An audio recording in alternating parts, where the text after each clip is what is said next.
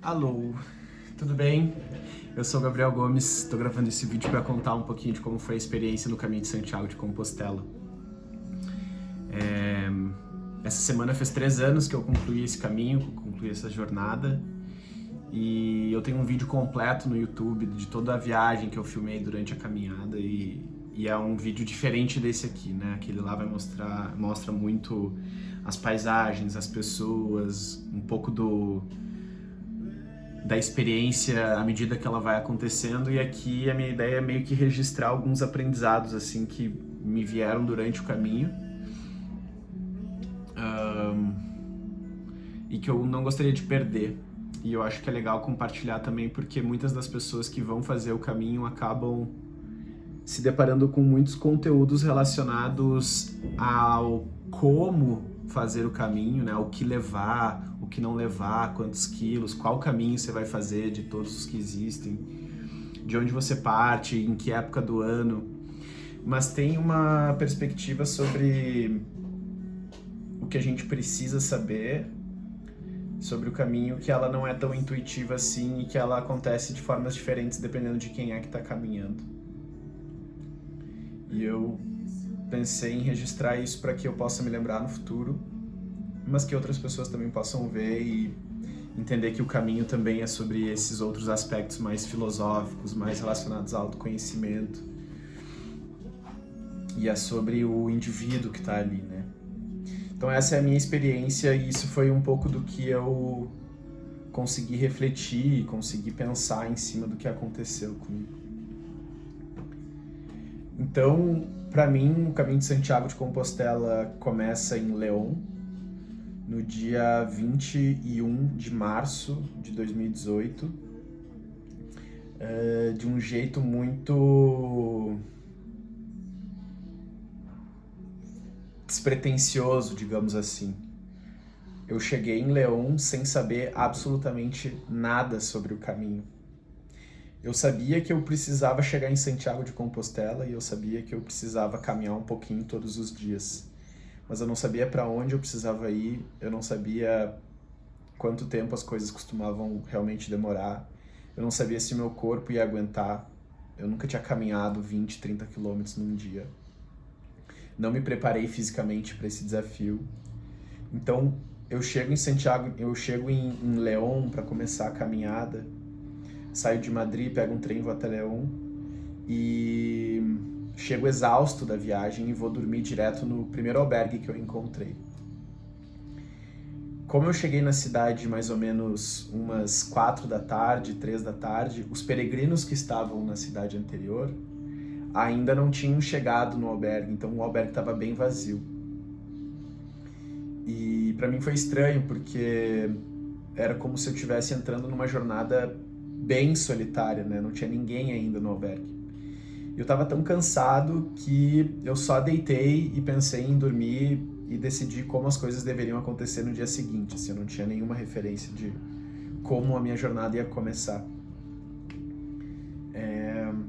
E aí, no dia seguinte, quando eu acordo tipo 5 e pouco da manhã, porque eu dormi super cedo, o albergue tava cheio de gente, tinha, sei lá, umas 10, 15 pessoas, e eu começo a acordar com o barulho, com o movimento das outras pessoas, e sem saber direito como agir, porque era o meu primeiro dia de caminhada e outras pessoas já estavam lá há semanas caminhando, eu comecei apenas a copiar as pessoas que estavam ao meu redor, né? Então, vendo o jeito que eles dobravam o saco de dormir, vendo a ordem que eles guardavam as coisas dentro da mochila, vendo o que eles comiam no café da manhã, que horas eles saíam, por onde que eles iam caminhar. Então eu comecei a simplesmente copiar as pessoas porque eu estava sozinho.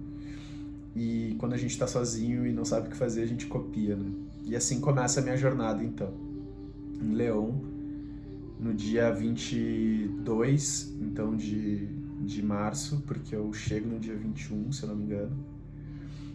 E a primeira pergunta que eu fiz para um dos peregrinos que estava lá comigo foi qual é o caminho que eu faço, né? Para onde é que eu vou? E ele disse para só seguir a seta amarela, porque a seta amarela era que iria me levar até Santiago de Compostela. E uma vez que eu encontrei a seta amarela, então eu nunca mais perdi ela, porque o caminho é super bem sinalizado. E naquele momento eu, então, de fato, comecei a minha peregrinação. O caminho de Santiago de Compostela, ele é um caminho super democrático. Super democrático. Nesse caminho eu vi jovens de 25, 30 anos caminhando, em tese com preparo físico bom para fazer essa experiência. Mas eu também vi pais caminhando com filhos de 8, 10, 12 anos na reta final. Vi senhores de 60, 70, 80 anos caminhando também.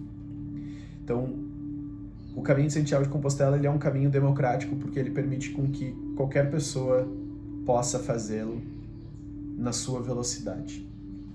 O caminho de Santiago não é uma corrida, não é uma competição, não tem que chegar antes. E isso faz com que qualquer pessoa que queira embarcar nessa possa, porque não exige do corpo uma preparação física realmente para caminhar, por exemplo, 30 km por dia. Você pode caminhar 5 km por dia, você pode caminhar 10 km por dia. E no final, né, à medida que o tempo vai passando, a gente vai percebendo que o interessante é caminhar pouquinho todos os dias para fazer com que a jornada realmente demore bastante, assim.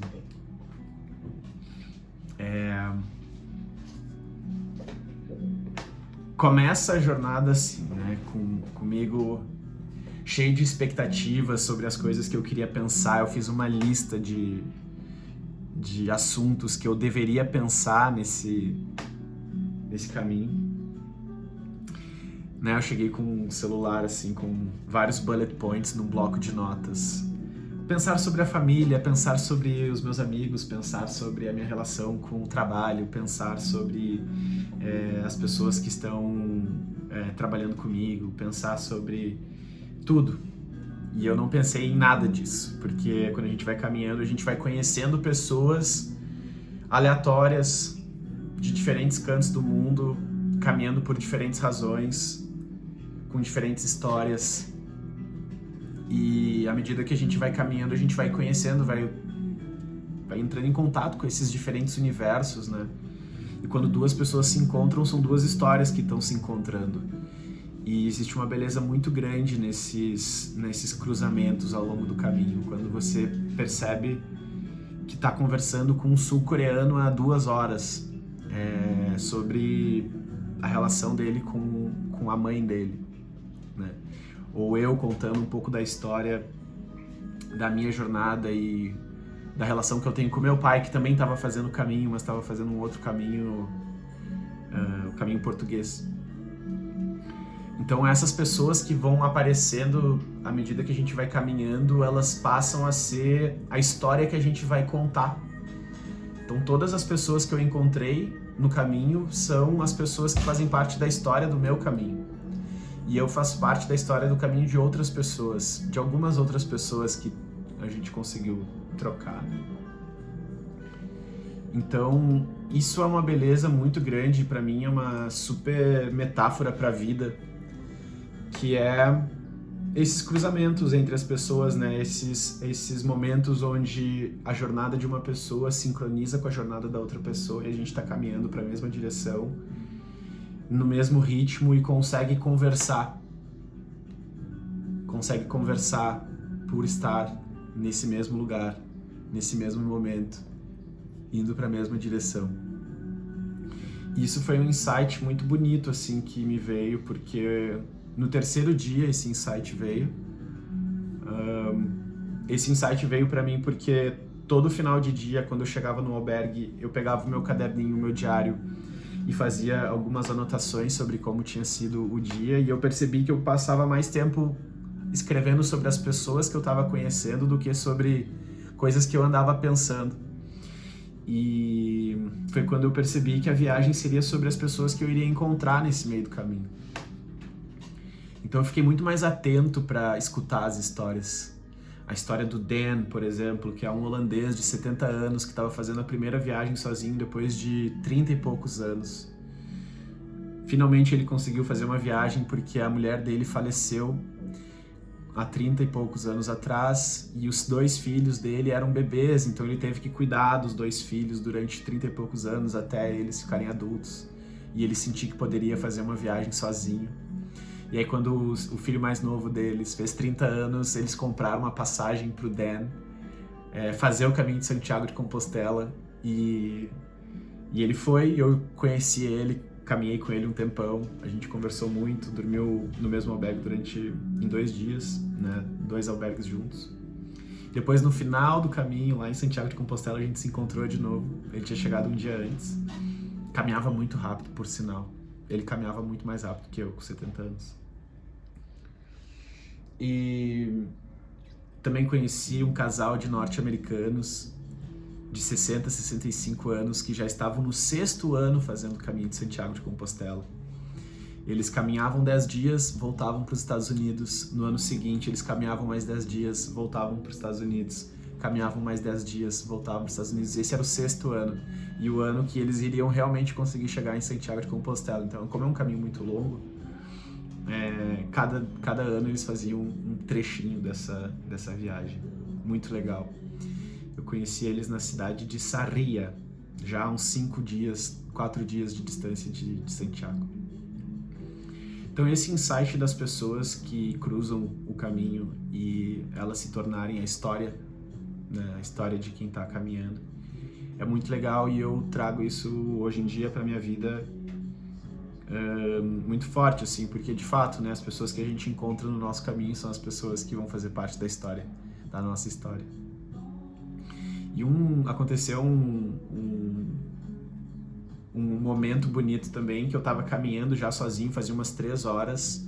Eu tava perto de Santa Catalina de Somoza, no meu 3º dia de caminhada, e tava caminhando ao lado da autoestrada, e como era uma autoestrada reta, assim, tipo, dava pra caminhar quilômetros numa linha reta e olhar pra trás e ainda ver toda a estrada que tinha ficado pra trás.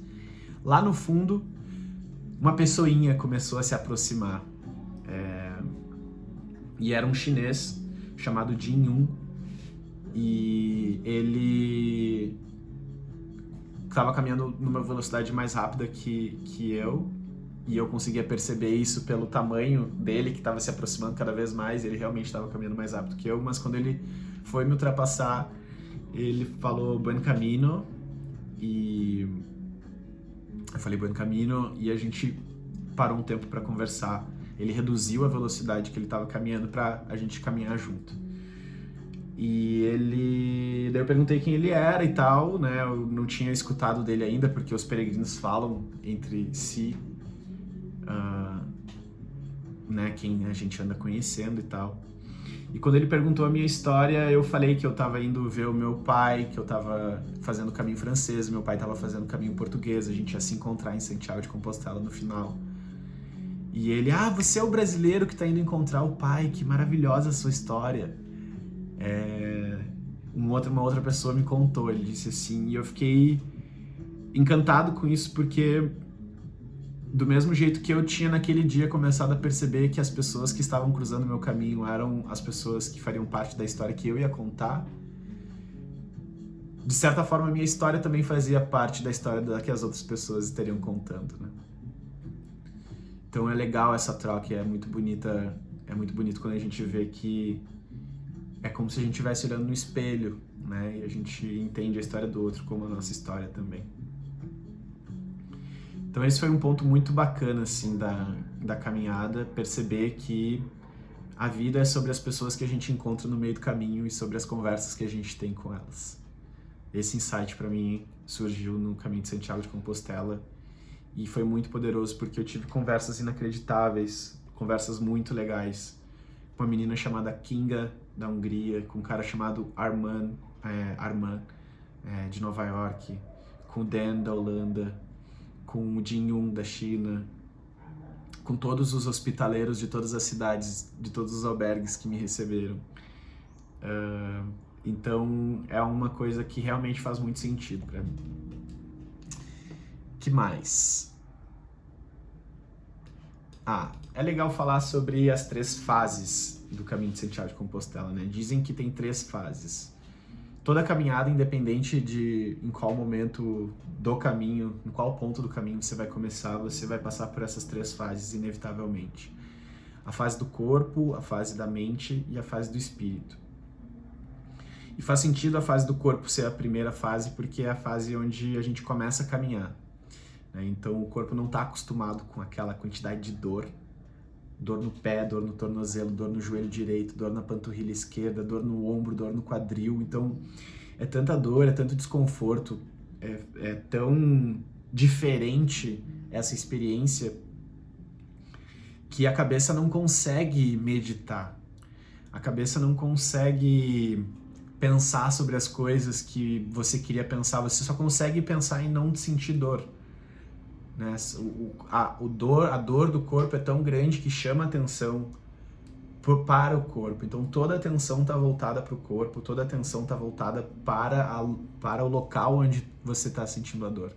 O que para mim nos primeiros 3 dias foi uma dor imensa no tornozelo, no tendão de Aquiles e no osso, que é aquele ossinho do lado ali do pé, né?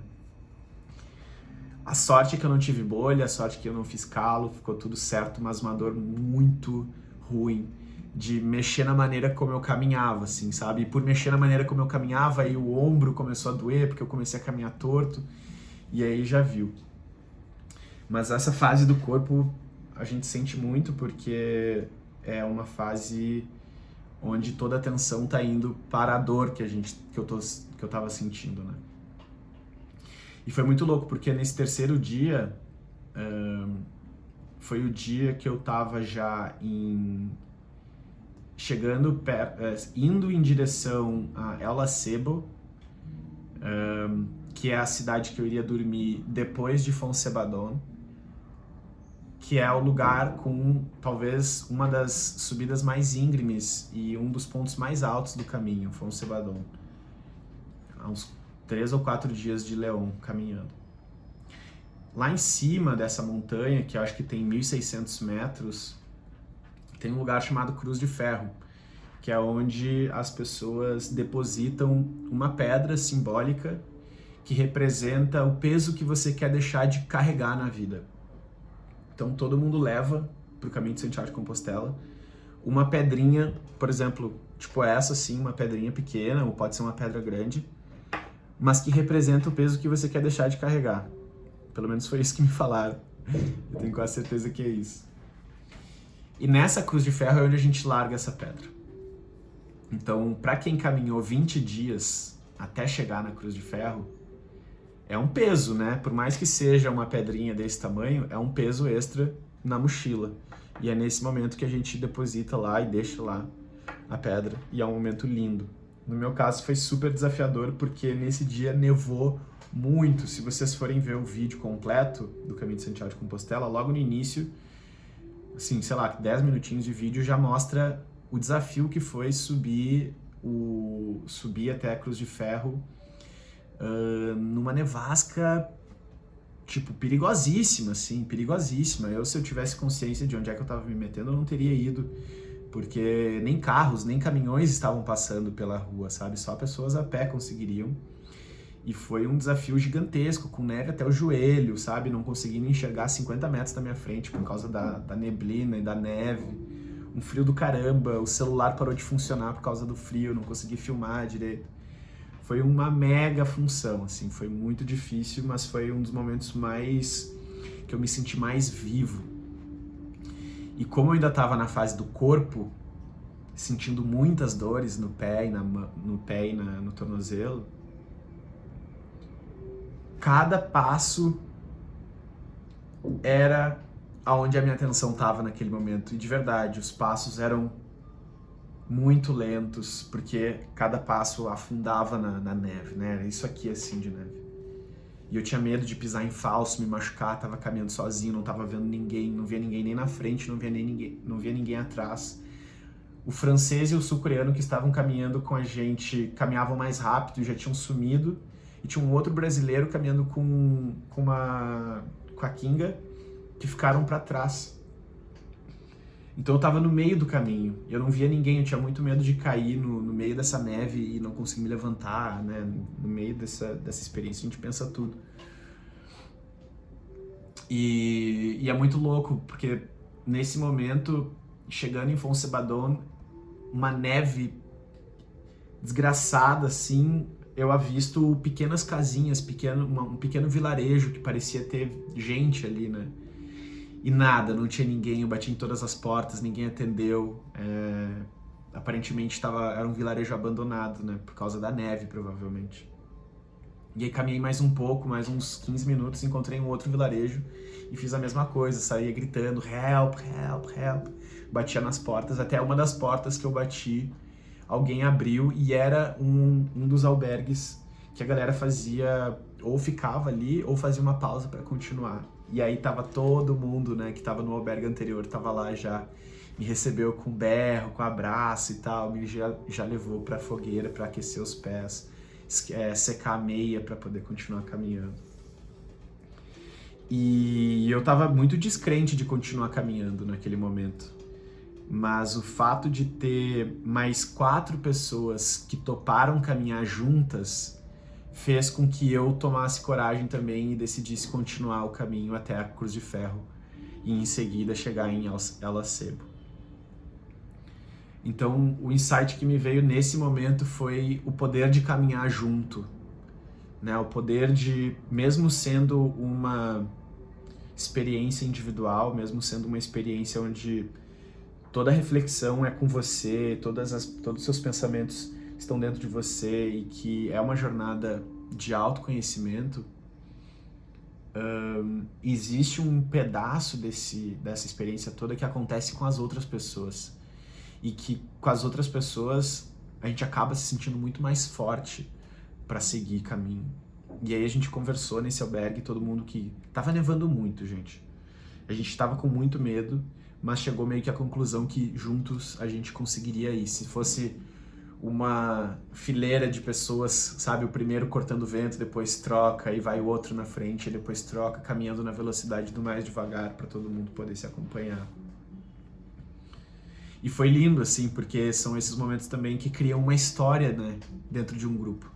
E a partir daquele momento, aquele grupo não deixou, continuou caminhando junto. A partir desse momento de atravessar a nevasca e chegar na ponte, na Cruz de Ferro, e depois ir até El Acebo, meio que se criou um laço entre as pessoas e isso fez a viagem se tornar uma outra coisa, porque agora eu estava caminhando com mais gente. E era legal caminhar com mais gente.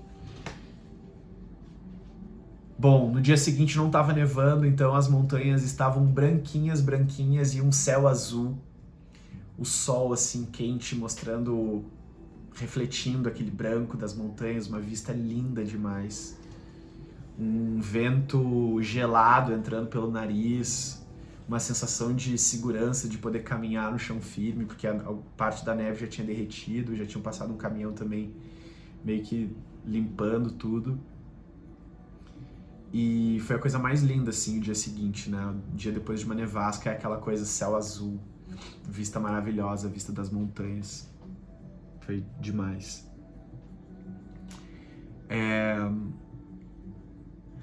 Aí, pulando pro outro dia, nesse dia, no dia 4, teve um momento, assim, que foi bem emblemático, que tem um pouco a ver com a imprevisibilidade do caminho. Porque eu ia ficar numa cidade chamada Cacabelos. E nessa cidade tinha um albergue que me receberia. Tinha um albergue que tinha, em tese, espaço para mim. Eu cheguei na cidade e o albergue estava fechado, porque é março, né? Então é época onde os albergues todos não estão abertos necessariamente. E depois de ter caminhado já quase 30 quilômetros, chegar na cidade, ver o albergue fechado, eu tava perdido, não sabia, tava caminhando sozinho nesse momento. Depois eu fui reencontrar o pessoal. Eu fiquei, tipo, meio desesperado, pensando que ia ter que dormir na rua. Cogitei, inclusive, voltar para a cidade anterior, mas eu pensei que não faria muito sentido voltar, né? Eu teria que continuar caminhando para frente, assim. E aí caminhei mais 2 quilômetros, cheguei numa outra cidadezinha pequena, que agora não me lembro o nome. Deixa eu ver se eu acho aqui. Pierros, eu acho que é Pierros. Onde eu vinha conhecer o Dan. Foi onde eu vinha conhecer o Dan, esse holandês que eu comentei antes. E aí, não sei como falar isso, mas na noite que eu fiquei nesse albergue em Pierros, aconteceram coisas muito místicas, assim. Eu recebi um livro do hospitaleiro de Pierros, do albergue que eu fiquei, que era um livro que eu precisava muito ler. Era um livro que eu precisava muito ler, de um tema que eu tava pensando bastante, assim, durante o caminho, que é sobre ego, né? É uma palavra que estava aparecendo muito na minha cabeça durante o caminho. E aí, quando eu chego nesse albergue e faço a minha inscrição, carimbo o meu passaporte, o carinha lá, eu não lembro o nome dele, me perguntou se eu lia em português, né? Sendo brasileiro, se eu lia em português. E eu disse que sim, claro. E ele me deu o único livro que estava em português, que era escrito em português, sobre ego, pra mim. E ele falou: eu sinto que esse livro vai fazer sentido pra você, esse livro é seu, aproveite o caminho. E pra mim foi uma leitura fundamental, porque eu carreguei o livro comigo por mais 2 cidades. No 5º dia eu tava exausto fisicamente, decidi parar. E foi quando eu fiquei um dia numa cidade chamada Triacastela. Eu fiquei 2 dias nessa cidade, não cheguei, fiquei um dia descansando, porque meu corpo estava exausto. E foi quando eu tive tempo para ler esse livro, e foi uma leitura muito transformadora. Que eu nunca imaginei que poderia acontecer, né? Receber um livro no meio do caminho. Eu li ele inteirinho no dia, fiz várias anotações e deixei no albergue e pedi para a dona do albergue de Triacastela dar para a próxima pessoa falante da língua portuguesa o livro com todas as minhas anotações, e deixei um recado no final do livro dizendo para a pessoa fazer a mesma coisa, deixar no próximo albergue esse livro com todas as anotações e, enfim, para outras pessoas lerem também. E aí, bom, nesse dia também aconteceu uma coisa muito louca, porque a gente tava caminhando com uma equipe, né, com uma galera, tava todo mundo caminhando meio junto, tava dormindo, não necessariamente caminhando junto, mas a gente parava nas mesmas cidades, isso fazia a gente se encontrar nos albergues à noite. Desse 4º pro 5º dia, meu corpo tava completamente exausto, eu não conseguia caminhar mais. E eu tomei a decisão de não caminhar. Isso significava o quê? Que aquela galera que eu tinha criado um vínculo iria continuar caminhando e eu não ia mais acompanhar eles. Eu ia ficar um dia para trás. E foi uma decisão muito difícil de tomar, porque a gente acaba criando um vínculo com as pessoas, né? Tipo, eu tava me sentindo como se eu tivesse com amigos ali, e eu não queria ficar para trás. Então, no jantar, eu dei a entender que estava sentindo muitas dores e que eu estava na dúvida se eu iria caminhar no dia seguinte. Mas a gente foi dormir, era um albergue lindo, assim, um dos melhores albergues que a gente ficou no caminho. Mas no dia seguinte, quando eu acordei,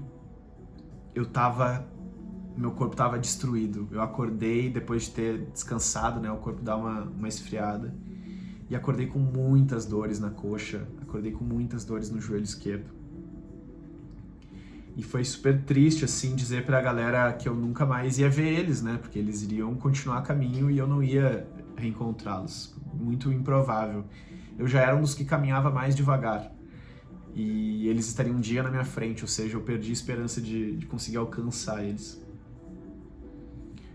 Mas eu precisei escutar o meu corpo, né? Eu precisei escutar a necessidade de ficar parado e descansar um dia.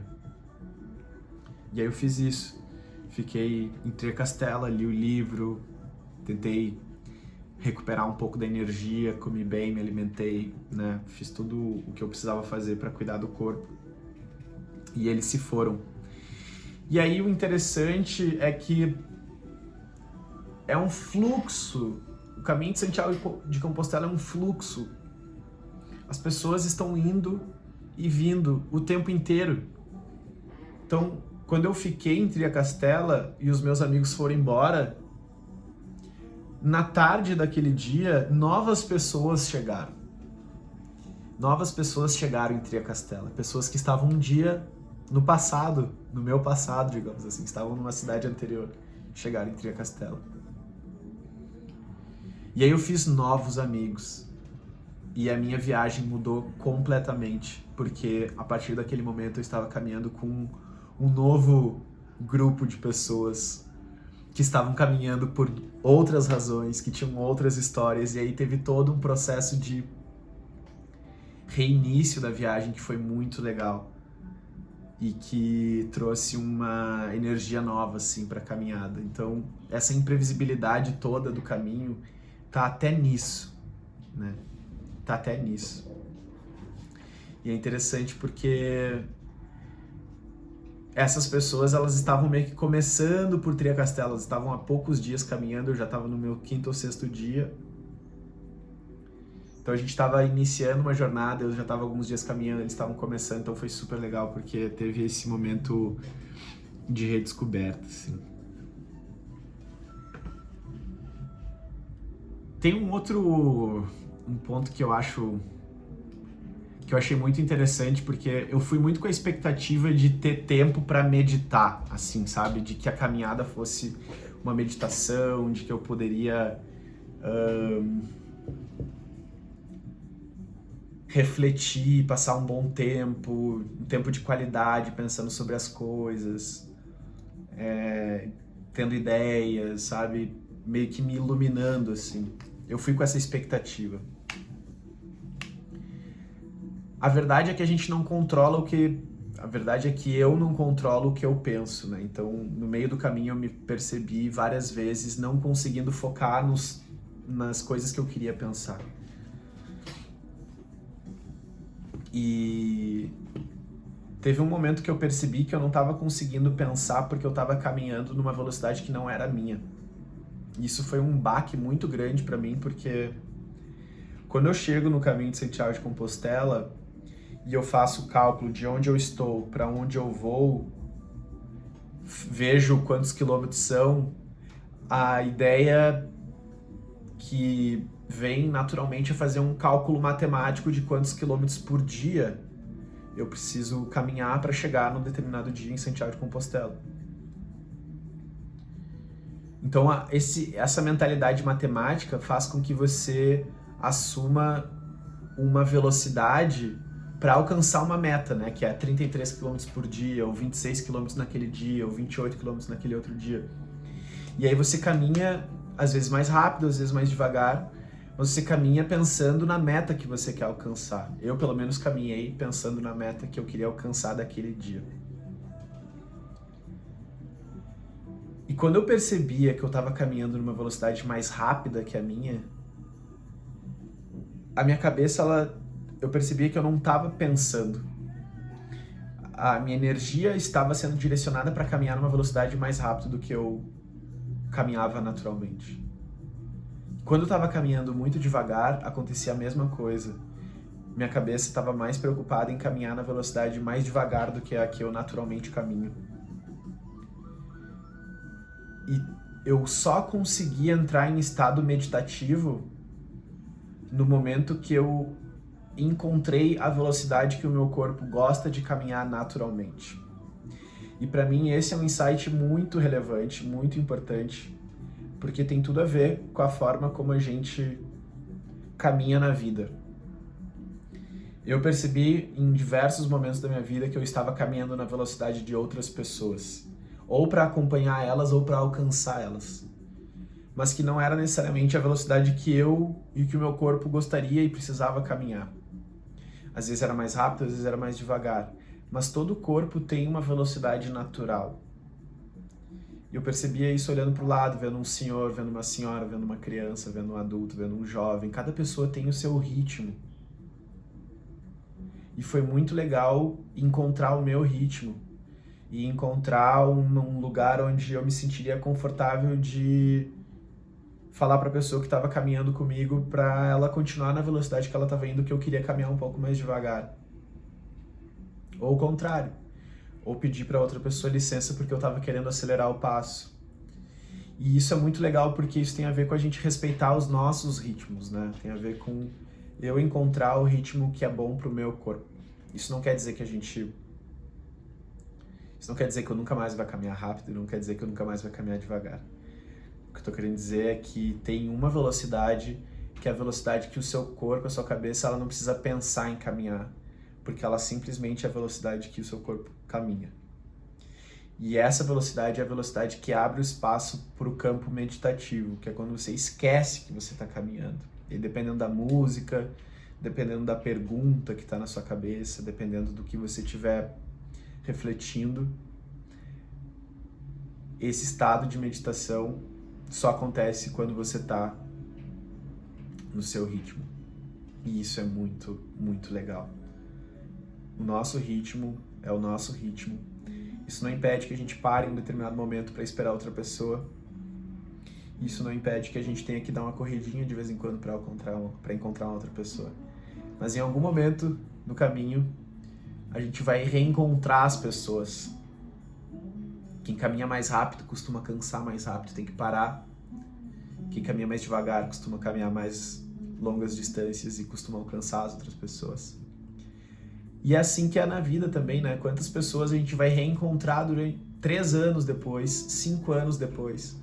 Quantas pessoas caminharam conosco durante anos e depois vão para caminhos diferentes? Então, esse ponto específico, assim, esse insight específico da velocidade de cada corpo, para mim foi muito legal de perceber, porque abriu um campo de leveza para poder falar com as outras pessoas para ou caminharem mais rápido ou caminharem mais devagar, ou darem licença para eu simplesmente caminhar na velocidade que eu queria e que eu precisava. Isso foi muito, muito, muito legal. Sobre encontrar a sua velocidade, encontrar a minha velocidade. Bom, o caminho de Santiago de Compostela é acordar, caminhar, comer, escrever, conversar e dormir. Esse é o caminho, assim, né? Acorda, come uma coisinha, come uma fatia de pão com manteiga, toma um cafezinho,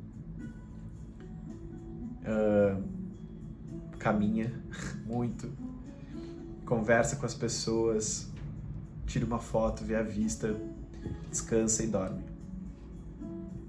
Isso se repete todo santo dia. E o 5º dia é muito legal. O 10º dia é muito legal, porque esses marcos assim de 5 em 5 dias mostra que a jornada realmente é muito longa e que é muito sobre cada dia. Cada dia vai acontecer coisas completamente diferentes do dia anterior. Você vai passar por um vilarejo completamente diferente, você vai conversar com pessoas diferentes, você vai comer uma coisa diferente. Você vai dormir num albergue diferente, você vai estar pensando sobre outras coisas, porque você ouviu uma frase de alguém que fez você pensar. E é muito doido porque é completamente imprevisível. Assim como a vida. Então eu fico falando que o caminho de Santiago de Compostela é uma grande metáfora para a vida, e é mesmo, porque a gente tem uma ideia do que vai acontecer amanhã na nossa vida, né? Mas a verdade é que a gente não faz ideia. E essas pessoas, e quando a gente tá numa experiência como essa, a gente tá muito aberto a conhecer as pessoas, a escutar a história delas, a, enfim, viajar nesse universo, né? E cada dia é diferente, cada dia a gente precisa estar aberto para descobrir o que vai acontecer. É muito doido também ter que deixar peso para trás, abandonar algumas coisas, deixar a roupa que a gente acha que vai pesar demais necessariamente, deixar as bugigangas que a gente achava que ia usar, mas que não precisa, e você vai se desapegando também dos bens materiais. Você vai deixando para que as outras pessoas que estão vindo depois possam precisar, que elas possam pegar aquele material ali.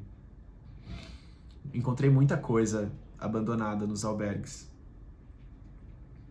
E isso é muito legal também, esse momento de desapego, assim, do corpo, né? E por último, assim, para também não ser o maior vídeo da história, eu acho que até já tô me perdendo, assim, eu não preparei um texto... eu não preparei um texto, né, pra contar essa experiência. Mas uma das coisas que eu queria muito que todas as pessoas soubessem ao fazer o caminho, e foi o que eu senti, né? No último dia, um dia faltando para chegar em Santiago de Compostela, eu já tava cansadíssimo, assim, tava uma mistura de cansado com aliviado, com esperançoso, né? Eu tava indo encontrar o meu pai já tava em Santiago de Compostela, ele tinha chegado um dia antes, porque ele não parou de caminhar, eu tive que parar aquele dia, entrei a Castela para descansar, ele não parou, então ele chegou no dia 1º de abril, eu cheguei no dia 2 de abril.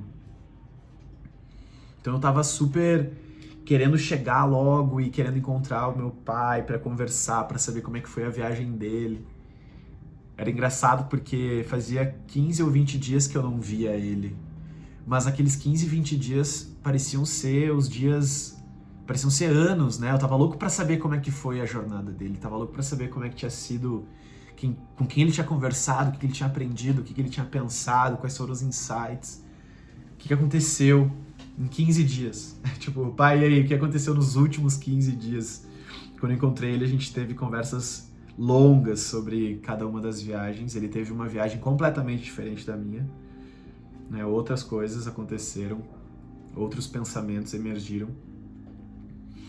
Mas à medida que eu fui chegando em Santiago de Compostela, foi me batendo também uma vontade de chorar, porque eu percebi que eu estava caminhando rápido demais e que eu não queria chegar. Porque chegar significava que ia acabar.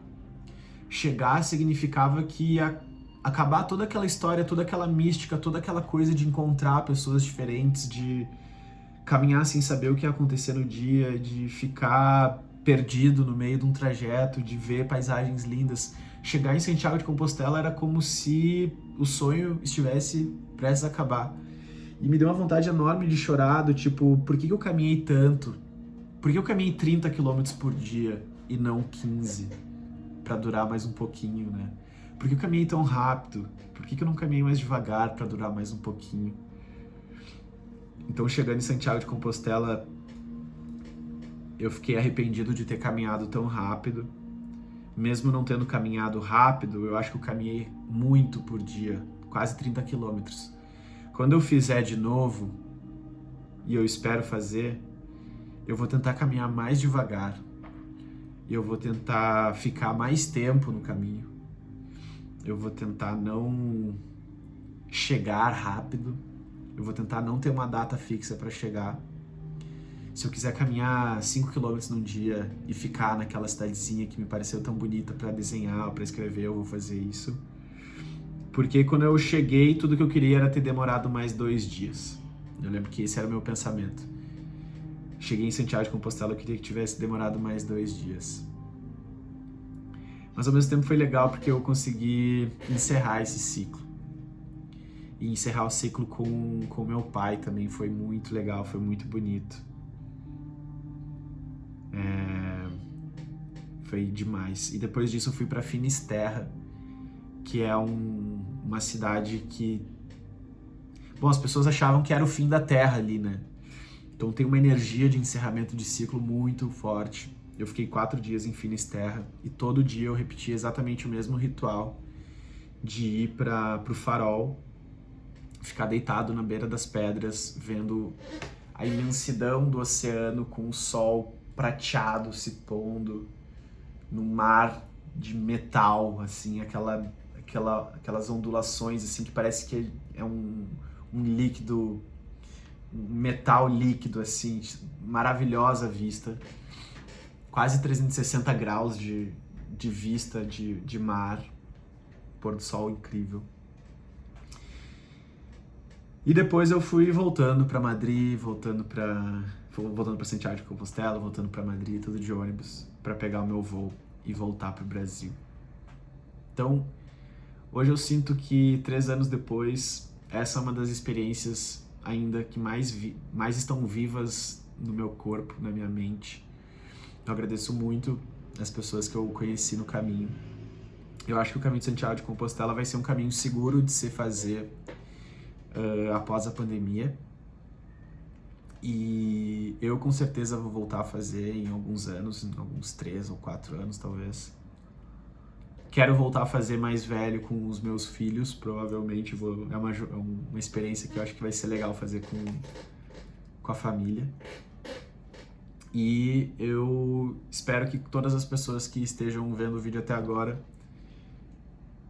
tenham também uma experiência que traga um tanto de pensamentos e aprendizados, reflexões bonitas como trouxe para mim. É uma jornada que é importante estar aberto, é uma jornada que é importante estar atento, porque os aprendizados eles vêm. E é uma jornada de realmente autoconhecimento, porque você passa muito tempo consigo mesmo. Você passa muito tempo dentro da sua cabeça. E tem gente que não consegue ficar sozinho, tem gente que precisa ficar sozinho e tem gente que quer ficar sozinho. Eu queria muito ficar sozinho um tempo e abrir esse espaço para poder pensar. E para quem quer passar por essa jornada assim, de desenvolvimento, o Caminho de Santiago de Compostela é uma grande ideia. Fiquem à vontade para deixar comentários, perguntas na descrição do vídeo. Na descrição não, na caixinha de comentários. E eu dou uma olhada nos comentários a cada 2 ou 3 meses. Então, caso eu não responda na hora, fica tranquilo que em breve vem a resposta. Um grande abraço.